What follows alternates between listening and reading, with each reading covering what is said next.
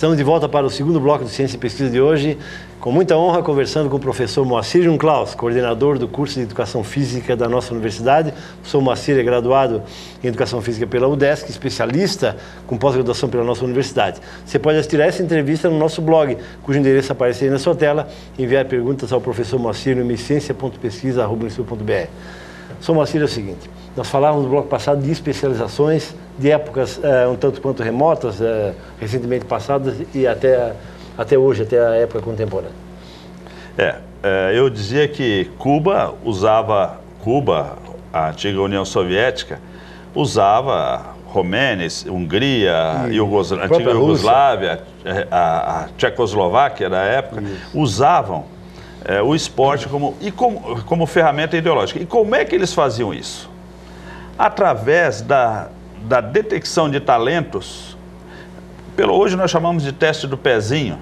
Naquela época, pela tipagem sanguínea, haviam casamentos arranjados, por exemplo, do cara que era um grande velocista, o Estado dizia que ele tinha que se casar com uma outra velocista para os genes serem detectados, serem canalizados para uma criança que seria um futuro atleta. Uma geração de grandes atletas. Sim, mas isso era comum na União Soviética de antigamente. E isso também não quero aqui, porque não tenho conhecimento de causa no lado americano. Certo. Mas na Rússia era prática. Você, pelo tipo de fibras vermelhas ou brancas, se ele se destinava a velocistas, ou se eram fundistas, ou se eram pessoas que tinham mais resistência aeróbica, ou que faziam mais trabalho anaeróbico.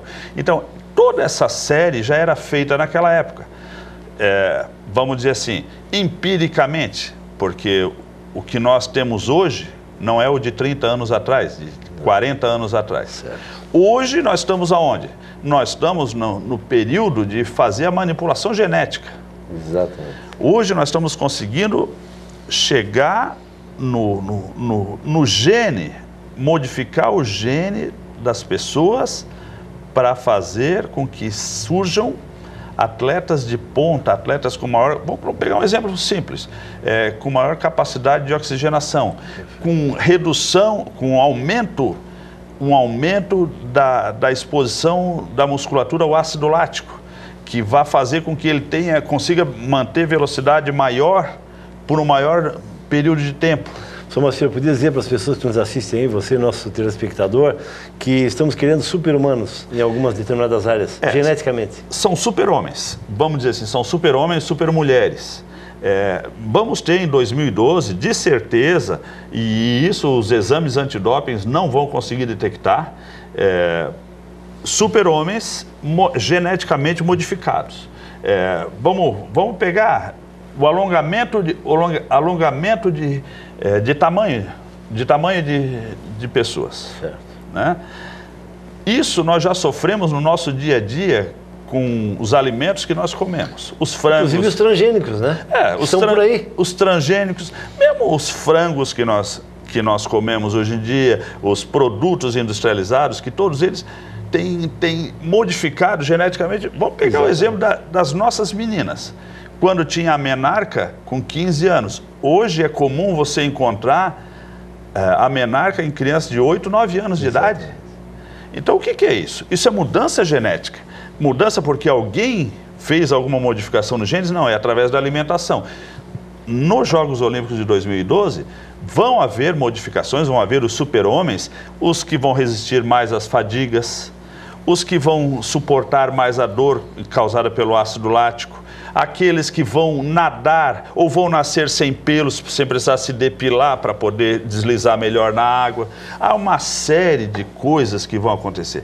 Eu lembro que, por exemplo, os russos, principalmente os soviéticos da época de 1972, 68, Jogos Olímpicos do México em 68, 72 em Munique, já faziam com as mulheres, por exemplo, quando havia os Jogos Olímpicos, 2 a 3 meses antes, engravidar. Elas engravidavam, elas iam competir nos Jogos Olímpicos, grávidas de 2, 3 meses.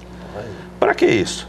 Para aumentar o fluxo de sangue e, consequentemente, de oxigenação porque ela tinha que produzir oxigênio para dois corpos. Protegeu o feto, claro. O feto e para sobrevivência de dois corpos, né? Dois corpos. Então, consequentemente, esse aumento do sangue, de hemácias, de oxigenação, fazia com que elas fossem melhor preparadas do que as outras que estavam em estado natural. Então, a evolução é muito grande. A pesquisa, isso vai acabar num certo... além do que nós conhecemos como material, vai acabar no espiritual. O que vai influenciar isso? Como, onde é ético? O que é possível fazer nesse... Por que o professor Moacir fala para nós sobre essa questão do espiritual com tanta competência e com tanta relevância, professor?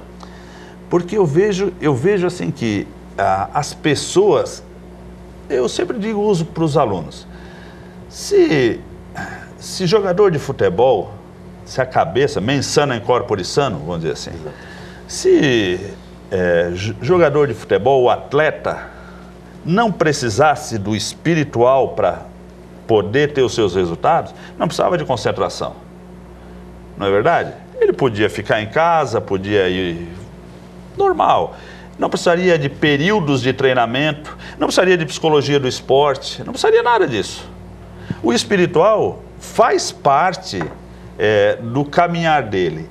Essa questão da mudança genética, isso em algum momento vai afetar o lado que a gente não consegue bem imaginar o que seja, mas essa aura, esse espírito que habita dentro dele e que, de alguma maneira, em algum momento, vai se manifestar. Perfeito. Vamos fazer um intervalo, já voltamos, tá?